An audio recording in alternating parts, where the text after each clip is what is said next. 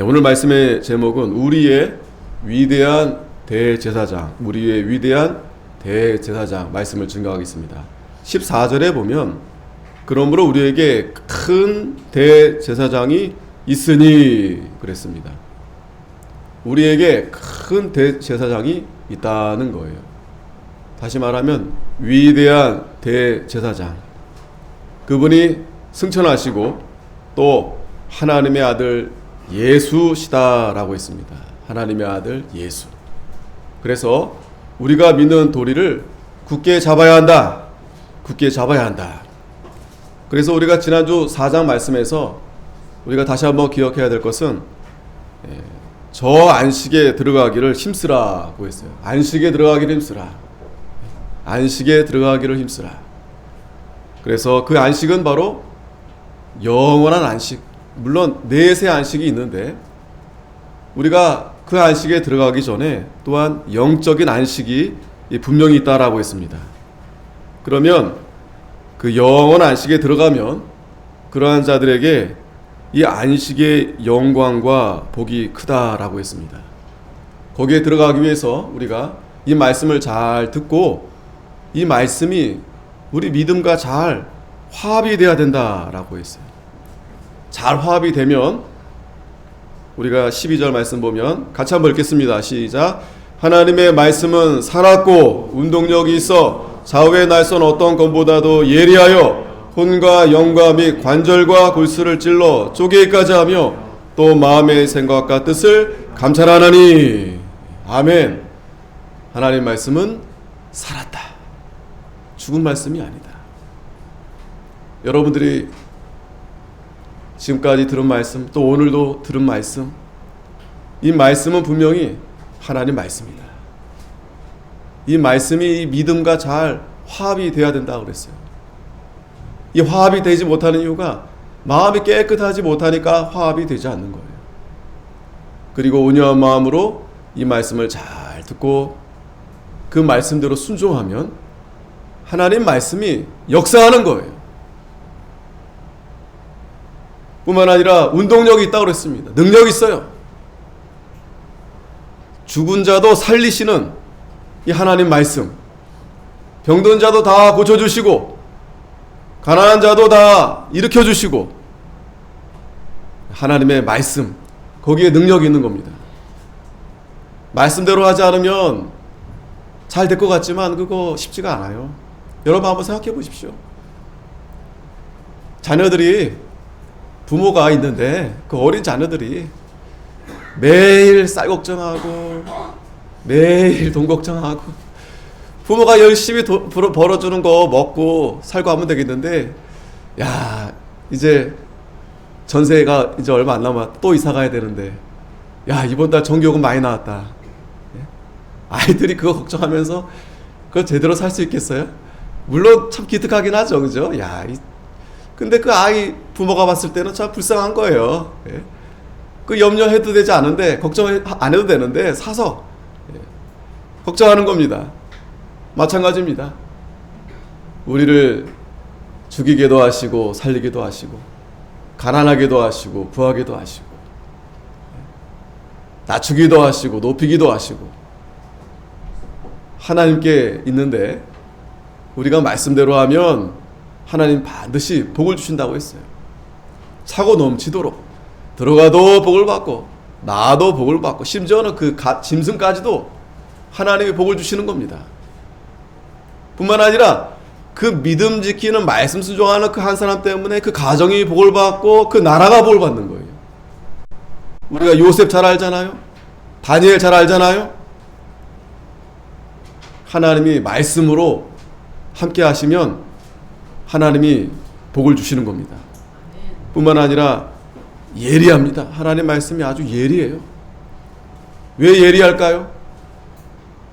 그 죄를 잘 도려내지 못하면 그 누룩 같아가지고 금방 퍼지는 거예요. 암이 걸렸다. 그게 초기면 정말 다행인 거예요. 생존율 그래도 높아요, 생존율이. 왜? 그것만 싹 도려내면 되니까. 근데 암이 커질 때까지 그걸 발견하지 못하면 그거 쉽지 않아요. 우리가 죄로 인해서 우리가 병드는데 하나님의 말씀은 예리합니다. 오늘도 저와 여러분들에게 예리한 말씀을 통해서 그 죄를 도려내야 돼요. 하나님 앞에 애통하면서 회개하면서 그게 도려내질 때 마음이 기쁜 거예요. 그렇잖아요? 우리가 병원 가서 치료를 잘 받으면 야 이제 살았다. 의사한테 한 번 더 물어봅니다. 이제 괜찮은 거죠? 이제 저 괜찮은 거죠? 예? 뿐만 아니라 혼과 영과 및 관절과 골수를 찔러 쪼개기까지 하며 마음과 생각의 뜻을 감찰한다. 하나님이 우리 마음과 생각을 다 감찰하신다고 했어요. 그래서 지으신 것이 하나라도 그 앞에 나타나지 않음이 없고 오직 만물이 우리를 상관하시는 자의 눈앞에 벌거벗은 것 같이 드러나느니라. 드러나느니라. 우리 사람은 다 알 수 없어요. 부모도 자식을 다 알 수 없습니다. 근데 하나님은 다 아시는 거예요. 우리가 이제 하나님 앞에 다 하나님이 다 보고 계시는 거예요. 감출 것도 없어요. 하나님이 다 드러내신다고 했습니다. 그리고 오늘 이제 14절 말씀 이제 이어서 보면 자 그러므로 우리에게 큰 대제사장이 있으니 승천하신 자 곧 하나님 아들 예수시라. 우리가 믿는 도리를 굳게 잡을지어다. 굳게 잡을지어다. 자 그러므로 우리에게 큰 대제사장이 있다라고 했습니다. 자 이제 대제사장에 대한 말씀을 이제 하시는 거예요. 5장에서도 계속 이어서. 그러면 이 대제사장이 참 중요한 일을 하는 그러한 위치에 있어요. 하나님의 백성들을, 이스라엘 백성들을 대표해서 그들로 하여금 하나님 앞에 바르게 나아가도록 인도하는 자가 바로 대제사장입니다. 대제사장. 그런데 문제는 큰 대제사장이 있다라는 거예요. 레위 지파 가운데에서 제사장이 돼서 그 가운데 이제 아론의 그 후손들이 이제 한 사람만이 대제사장이 되거든요. 하지만 그들은 승천하지 못했어요. 승천할 수도 없고. 그러니까 그들도 물론 중요한 일을 했지만 그것은 하나의 그림자였을 뿐이고 정말 위대한 대제사장이 계시는데 그분은 승천하셨다. 승천하셨다. 그래서 그분이 곧 하나님의 아들 예수시다라는 거예요. 하나님의 아들 예수시다. 아까 예배 전에도 우리 아이들에게 삼위일체 하나님에 대해서 공부했는데 굉장히 중요합니다. 어렵기도 하고.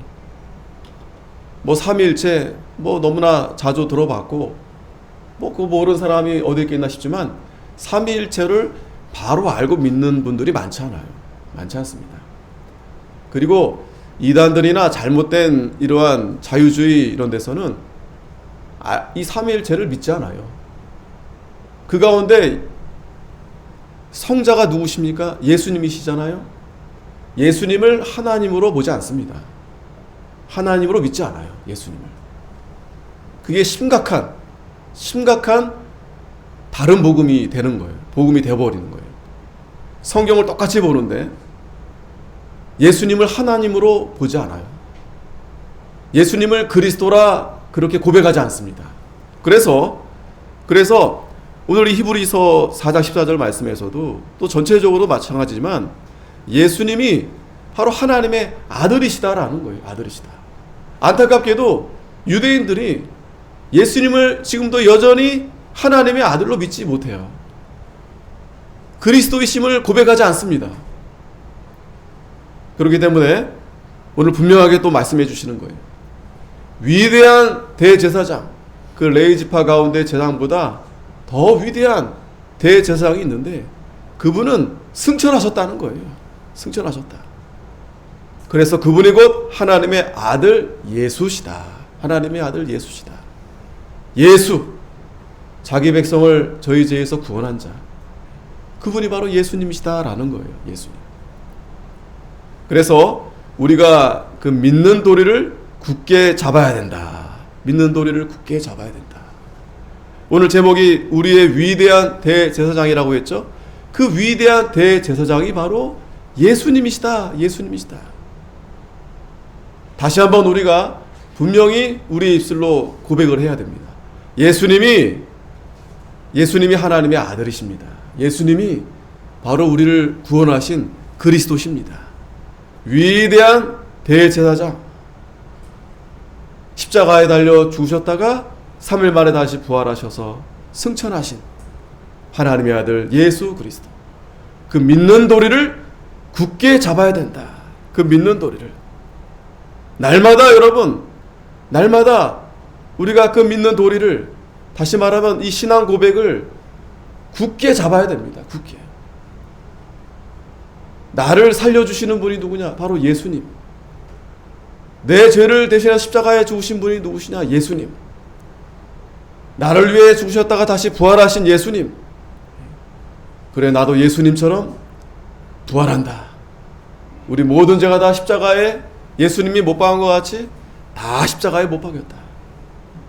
그래서 이제는 우리가 죄를 멀리하고 부활하신 예수님을 바라보면서 날마다 우리가 입술로 고백하고 우리가 몸으로, 말씀으로 우리가 순종해 나아가면서 이 믿는 도리를 굳게 잡아야 된다라는 거예요.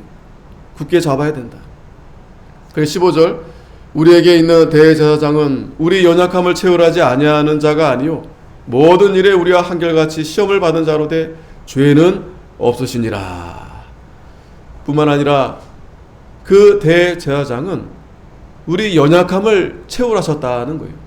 채울하지 아니하는 자가 아니오라는 말은 누구보다도 우리 연약함을 채울하신 분이시다라는 거예요. 채울하신다. 우리의 연약함을 동정하신다. 다시 말하면 고난을 받으셨다는 거예요. 고난을 받으셨다. 고난을 받으셨다. 이건 굉장히 중요한 거예요. 대제사장이 우리 연약함을 다 아신다는 거예요.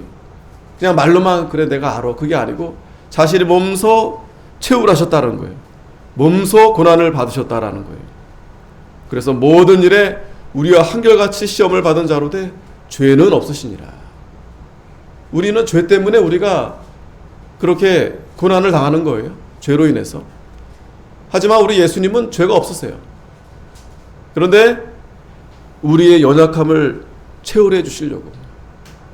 그게 얼마나 위로가 됩니까? 얼마나 위로가 됩니까? 얼마나 위로가 됩니까? 우리의 연약함을 채울해 주신다. 히브리서 2장 17절에도 앞에서 우리가 봤는데, 그러므로 저가 범사의 형제들과 같이 되심이 마땅하도다. 이는 하나님의 일에 자비하고 충성된 대제사장이 되어 백성의 죄를 구속하려 하심이라. 예수님이 정말 위대하신 이유는 그가 우리의 모든 죄를 구속하시려 오셨다는 거예요. 그 일을 하시기 위해서 대제사장이 되셨다라는 거예요. 그래서 자기가 시험을 받아 고난을 당하셨은즉 시험 받는 자들을 능히 도우시느니라. 능히 도우시느니라. 우리는 우리 죄 때문에 우리가 시험 받고 고난 당하잖아요. 그런데 대제사장이 되신 우리 예수님이 우리를 대신해서 또 우리가 받아야 될 그 시험을 잘 감당할 수 있도록 도와주시려고 우리 예수님이 대제사장이 되셨다라는 거예요. 우리가 이걸 잘 기억해야 됩니다. 부모가 자식을 도와준다 해도 한계가 있어요. 자식이 아픈데 물론 부모가 병원에도 데려가고 뭐 여러 가지 해줄 수 있겠지만 그 아픔까지 대신 해줄 수 없어요. 아무리 내가 친한 친구를 위해서 내가 너를 대신해서 내가 뭔가 해준다 하지만 죽음까지 그렇게 대신할 수 없어요. 그러니까 예수님도 친구를 위해 죽는 친구가 가장 좋은 친구다. 세상에 그런 친구가 어디 있겠습니까? 근데 예수님이 대제사장이 되셔서 우리의 모든 죄를 짊어지시고 또 감당하게 하시려고, 죽으시려고 이 땅에 오셨다라는 거예요. 다시 본문에 돌아오면 16절에 그러므로 우리가 긍휼하심을 받고 때를 따라 돕는 은혜를 얻기 위하여 은혜의 보좌 앞에 담대히 나을 것이다. 담대히 나을 것이다. 그러므로 우리 예수님이 위대한 대제사장이 되셨기 때문에 그가 우리의 모든 것을, 어려움을 다 채울하셨을 뿐만 아니라 우리를 구원해 주시는 분 바로 예수 그리스도. 그래서 우리가 긍휼하심을 받고 때를 따라 돕는 은혜를 얻기 위해서 은혜의 보좌 앞에 담대히 나아갈 것이다 라는 거예요. 담대히 나아갈 것이다. 다시 말하면 우리를 긍휼히 여겨주시는 분이 바로 예수님이시다. 예수님이시다. 우리가 무엇이 간대? 여러분들도 생각해 보십시오. 여러분들의 자식이니까 아이고 이 자식이 말을 안 들어도, 예? 물론 말 잘 들으면 좋겠지만 내 자식이니까 긍휼히 여기는 마음이 나오는 거예요. 남의 자식 여러분 뭐 불쌍히 여기는 마음이 쉽지 않습니다. 또 긍휼히 여긴다 해도 그거밖에 해줄 수가 없어요. 이번에도 몽골 선교 다녀왔지만 거기는 이제 물론 잘 사는 사람들은 잘 살아요. 근데 굉장히 소수고 대부분은 가난하고, 이따가 제가 또 사진 잠깐 보여드리겠지만 예전에 아주 판자촌 이런 모습이에요. 이런 데예요. 아이들이 많이 모였는데 막 냄새 나고 그냥 지저분하고 막 그래요. 그래도 얼굴은 아주 그냥 바짝바짝. 얼마나 아이들이 이쁘고 귀여운지 몰라요. 아, 거기 있고 싶더라니까요. 한국에서 누가, 예? 물론 여러분들도 그렇고 성도들이 다 주의 종들을 이렇게 다 받들지만 아이들이요, 여기서 그렇지 않잖아요. 예전에 우리 80년대 저도 생각이 나요. 제가 초등학교 때 그때만 해도 막 동네 아이들 우르르 해가지고 그냥 뭐 사탕 준다 그러니까 막 좋아가지고 가고 그냥 막 달라고 막, 예? 손 뻗고 막 그랬는데 이제는 뭐 그런 게 어디 있어요. 제발 좀 와달라 해도 애들이 뭐 콧방귀도 안 껴요. 콧방귀도 안 껴. 근데 거기는 그냥 어디서 그렇게 듣고 와가지고 이번에 두 번째 했는데 뭐 한 7, 80명 막 많이 모였어요. 그 동네에서 그냥 다 모여가지고, 예. 그냥 코 흘리면서 막 와서 애기들 뭐 큰 애들 할 것 없이, 예. 아, 너무 참 아이들에게 뭘 줬다기보다도 하나님이, 예, 저에게 은혜를 많이 주신 것 같아요. 섬기는 자들에게 하나님이 더 은혜를 주신 것 같아요. 근데 자 보세요. 그 아이들에게 뭐 약간의 선물을 줬지만, 도움을 줬지만 그거는 그냥 잠깐 쓰고 없어지는 것뿐, 예, 없어지는 것밖에 없어요. 하지만 그 아이들에게 복음이 들어가서 예수님을 잘 믿고 그들이 믿음으로 잘 자라면 반드시 하나님이 그 아이를 변화시켜서 그 지역을 변화시켜서 뭐 하나님이 우리나라보다 더 큰 복을 분명히 주실 겁니다. 하나님이 그 나라를 사랑하시는 것 같아요. 사랑하시는 것 같아요. 뭐 한국 사람들도 많이 가기도 하지만 근데 참 불편합니다. 어려워요. 길도 안 좋고 뭐 하여튼 다 안 좋아요. 공항이 그 큰 나라에 2개밖에 없어요. 2개밖에 없어요. 그 큰 나라에. 아주 그냥 한참 꼬불꼬불 그렇게 가는데, 그런데 그래도 거기 가서 복음을 전하니까 그 아이들이 예수님을 믿고 또 부모를 데려오고 그러면서 교회가 세워지는 거예요. 교회가. 하나님이 긍휼히 여겨주신다. 예? 저 여러분도 마찬가지입니다. 하나님이 긍휼히 여겨주시니까 우리가 이 자리에 나온 거예요. 하나님 불쌍히 여겨주시니까. 그렇지 않고 마음이 강팍해서 마음이 완고해서 내 생각대로 내 뜻대로 해버리면 여기 나오지 못합니다. 그래서 우리가 긍휼하심을 받고 때를 따라 돕는 은혜를 주신다는 거예요. 때를 따라. 그래서 은혜의 보좌 앞에 담대히 나아가게 된다. 담대히 나아가게 된다. 이 은혜의 보좌가 바로 하나님의 보좌입니다. 구약시대에는요, 그 하나님의 보좌 다 들어갈 수 없어요. 대제사장만 1년에 한 번 들어갑니다. 1년에 한 번. 그것도요, 제사장의 그 발목에 방울을 달아요. 방울을 달아. 대속죄일에 대표로 이제 방울을 달고 들어가는데, 하나님이 그들의 이스라엘 백성들의 죄를 속죄해 주시면 딸랑딸랑 하고 제사장이 나오는 거예요. 그러면 그 주위의 백성들이 야, 살았다, 감사합니다 하나님. 그런데 방울 소리가 들리지 않으면 하나님이 그 죄를 용서해 주시지 않는 거예요. 그러니까 이 하나님의 보좌 앞에 나아간다는 게 이게 두려운 일이에요.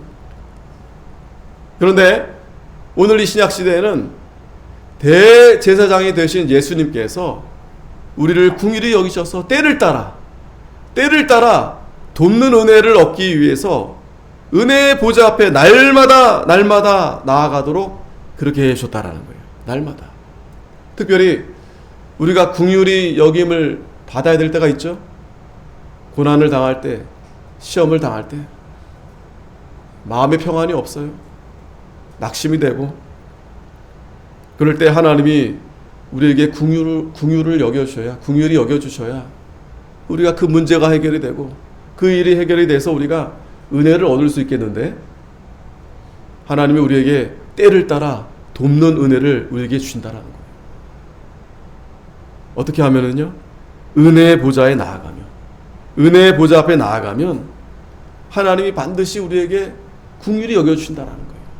오늘 여러분 이 자리가 은혜의 보좌 앞에 여러분들이 나오신 거예요. 담대하게. 여기 뭐 오시면서 뭐 두려워하거나 벌벌 떨면서 오신 분 계시겠어요? 기쁘고 감사한 마음으로 나오신 거잖아요. 또 뿐만 아니라 여러분들이 또 여러 어려운 일을 당할 수 있어요.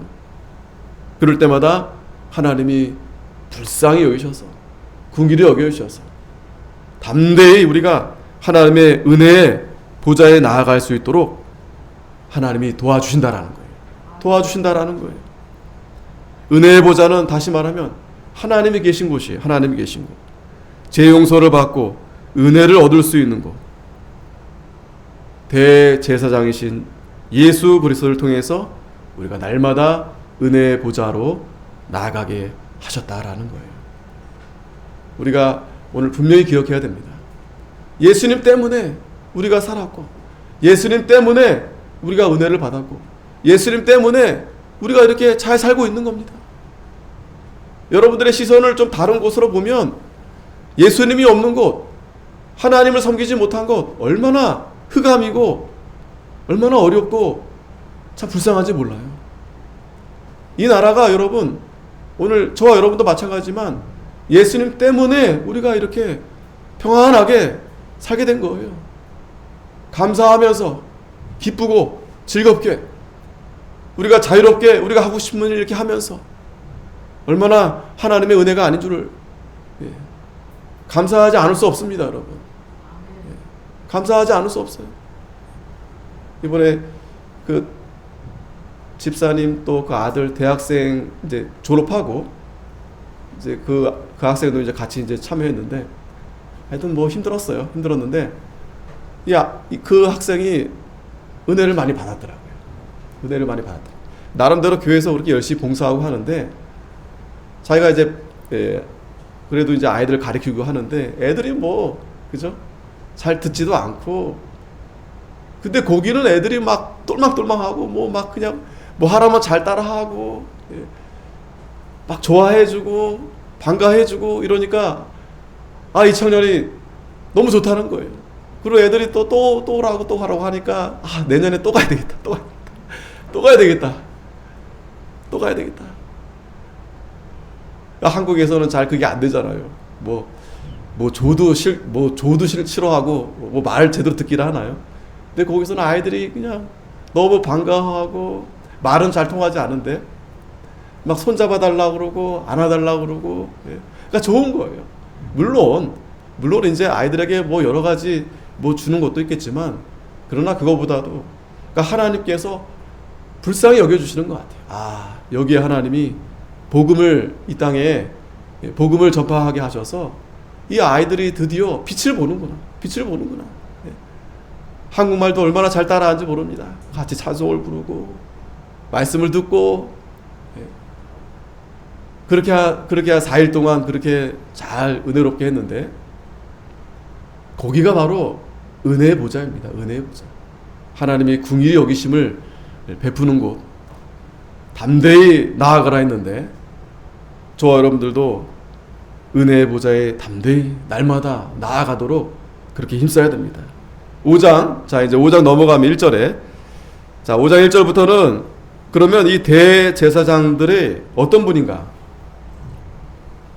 그 특징에 대해서 좀 더 설명을 해주고 있어요.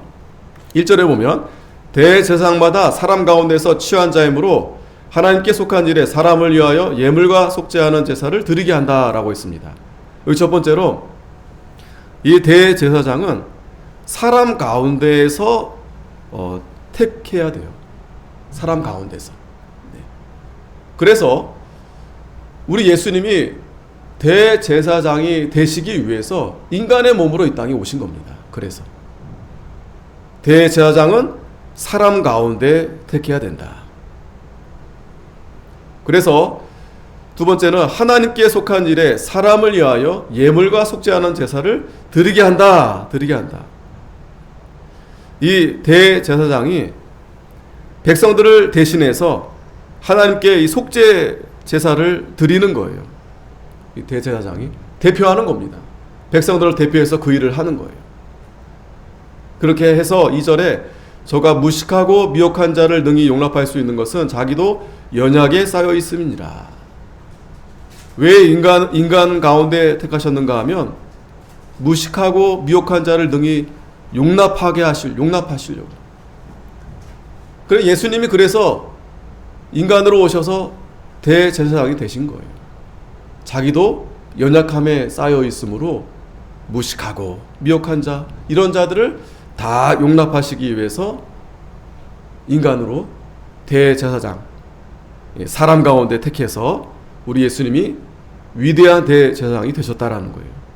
뿐만 아니라 세 번째는 이러므로 백성을 위하여 속죄제를 드림과 같이 또한 자기를 위하여 드린 것이 마땅하니라. 이 종기는 아무나 스스로 취하지 못하고 오직 아론과 같이 하나님의 부르심을 입은 자라야 할 것이니라.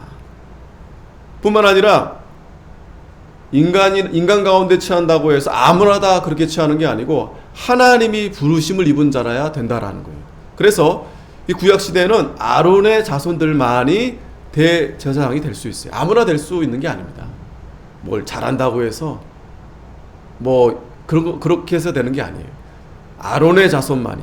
왜 그렇게 했는가 하면 하나님의 부르심을 입은 자라야만이 되는 거기 때문에 하나님께서 그렇게 하신 겁니다. 그래서 이 존귀는 아무나 스스로 취하지 못한다. 스스로 취하지 못한다. 하나님께서 부르심을 입은 자라야만이 대제사장의 자리에 설 수 있는 겁니다. 그러니까 이 아론의 그 제사장의 그 역할은 바로 예수 그리스도를 보여주는 거예요. 예표하는 거예요. 예표해 주는 겁니다. 그러니까 아까 우리 1절에 소로에도 봤지만 인간은 승천할 수 없어요. 승천할 수 없습니다. 대신 제물이 될 수 없어요. 하지만 예수님은 자신이 희생 제물이 됐을 뿐만 아니라 다시 살아나셔서 부활하셔서 승천하심으로 해서 위대한 대제사장이 되신 겁니다. 자, 그러므로 5절에 또한 이와 같이 그리스도께서 대제사장 되심도 스스로 영광을 취하심이 아니요 오직 말씀하신 이가 저더러 이르시되 너는 내 아들이니 내가 오늘날 너를 낳았다. 그러면 그리스도께서 어떻게 대제사장이 되셨는가? 5절에 보니까 너는 내 아들이니 내가 오늘날 너를 낳았다. 이 시편 2편 7절의 말씀을 인용한 것인데 하나님이 예수님을 세우셨다라는 거예요. 메시아로 세우셨다라는 거예요. 그래서 예수 그리스도께서 대제사장이 되신 거다. 이거 여러분 잘 아셔야 됩니다. 하나님이 세우신 겁니다. 또 하나님이 세우셔야만이 되는 거예요. 메시아는 자기가 메시아다 해서 되는 게 아닙니다. 오늘날도 이단들이나 잘못된 자들이 다 자기가 메시아라 그러지 않겠어요? 다 어리석은 거예요. 잘못된 겁니다. 하나님이 세우셔야 되는 거예요. 다시 말하면 우리를 구원해 주실 분은 하나님밖에 없으세요. 우리 인간이 어떻게 해서 스스로 뭘 해서 구원에 이를 수 없습니다. 그러니까 하나님의 은혜로 예수님을 메시아로 이 땅에 보내셔서 대제사장이 되게 하심으로 해서 자기 백성의 죄를 감당하게 하셨다라는 거예요. 6절에 또한 이와 같이 다른 데 말씀하시되 내가 영원히 멜기세덱의 반차를 쫓는 제사장이라 하셨다. 이 말씀은 뭐냐면 시편 110편 4절 말씀을 인용한 거예요. 여호와는 맹세하고 변치 아니하시리라 이르시기를 너는 멜기세덱의 반차를 쫓아 영원한 제사장이라 하셨다. 갑자기 멜기세덱의 반차를 쫓아 영원한 제사장이 되셨다라고 했는데 이 멜기세덱이 도대체 누군데? 누구길래 이 멜기세덱의 반차를 쫓아서 영원한 제사장이 되셨을까? 그리고 이 말씀이 시편에서 예언한 대로 예수님이 그 멜기세덱의 반차를 쫓아서 영원한 대제사장이 되신 겁니다. 이 뒤에도 살펴보겠지만 이 멜기세덱은 의의 왕, 살렘 왕, 이 평화의 왕 이런 뜻이 있어요. 그래서 아브라함 시대의 제사장이었습니다. 아브라함 시대. 그래서 이 멜기세덱을 아주 이상적인 왕의 어떤 그 모습을 보여주는 거예요. 그래서 마치 하나님의 아들과 같이 영원한 제사장. 그래서 그 멜기세덱의 그 반차, 다시 말하면 이 반차라는 건 뭐냐면 방식. 그 멜기세덱의 그 방식을 쫓아서 영원한 제사장, 바로 예수님이 대제사장이 되셨다라는 거예요. 말씀대로, 예언한 대로. 자, 그리고 7절에 그는 육체에 계실 때 자기를 죽음에서 능히 구원하실 이에게 심한 통곡과 눈물로 간구와 소원을 올렸고 그의 경외하심을 인하여 들으심을 얻었느니라. 뿐만 아니라 그분이 예수님이 이 땅에 오셔서 고난으로 순종하셨다라는 거예요. 고난으로 순종하셨다. 다른 메시아, 자칭 메시아라는 자들은 고난 잘 받으러 하지 않습니다. 그런데 진정한 메시아 예수 그리스도는 이 고난을 순종하셨다라는 거예요. 왜? 그거를 감당하셔야 자기 백성들의 죄를 감당하실 수 있기 때문에 십자가에 달려 죽으신 거예요. 그래서 고난을 순종함으로 심한 통곡과 눈물로 간구와 소원을 올려서 그의 경외하심을 인하여 들으심을 얻음으로 그가 아들이시라도 받으실 고난으로 순종함을 배워서 9절에 온전하게 되었은즉 자기를 순종하는 모든 자에게 영원한 구원의 근원이 되셨다. 고난을 통해서 온전하게 되었다라는 거예요. 고난을 통해서, 고난으로 순종함으로 온전하게 되었다. 정말 그런 것 같아요. 우리에게 하나님이 여러 가지 고난을 주시는데 그 고난을 통해서 하나님이 온전하게 만들어 가십니다. 온전하게. 우리가 하나님 말씀을 순종하려 하면 고난이 꼭 찾아와요. 쉽지가 않습니다. 근데 우리 예수님도 그 고난을 순종함으로 온전케 되셨다라는 거예요. 마지막 10절에 하나님께서 멜기세덱의 반차를 쫓은 대제사장이라 칭하심을 받았느니라. 예수님께서 어떻게 대제사장이 됐었는가 하면 하나님이 직접 임명하셨고 또 말씀대로 예언한 대로 되어 주셨고 또 고난을 순종함으로 온전케 되셔서 바로 영원한 구원의 그런 근원이 되시는 대제사장, 위대한 대제사장이 되셨다. 히브리서 7장 1절에 보면 이 멜기세덱은 살렘 왕이요 지극히 높으신 하나님의 제사장이라 여러 임금을 쳐서 죽이고 돌아오는 아브라함을 만나 복을 빈 자라. 아브라함이 일체 10분의 1을 그에게 나눠주니라. 그 이름을 번역한즉 첫째 의의 왕이요 또 살렘 왕이니 곧 평강의 왕이요 아비도 없고 어미도 없고 족보도 없고 시작한 날도 없고 생명의 끝도 없어 하나님 아들과 방불하여 항상 제사장으로 있느니라. 오늘 위대한 큰 대제사장, 그분이 바로 예수 그리스도시다라는 거예요. 날마다 그 믿음의 고백을 우리가 해야 된다라는 거예요. 그 붙잡아야 된다라는 거예요. 예수님이 하나님의 아들이시다. 우리의 구원자가 되신다. 뿐만 아니라 그분은 우리의 연약함을 동정하시고 또 우리를 늘 긍휼히 여기신다. 긍휼히 여기신다. 참 감사하잖아요. 우리를 긍휼히 여기신다. 그래서 우리가 기도하면 우리가 어려울 때마다 하나님이 늘 우리를 도와주시고 은혜의 보좌로 날마다 나아가도록 하나님이 우리를 인도해 주시는 겁니다. 기도하겠습니다. 거룩하신 아버지 하나님, 은혜를 감사합니다.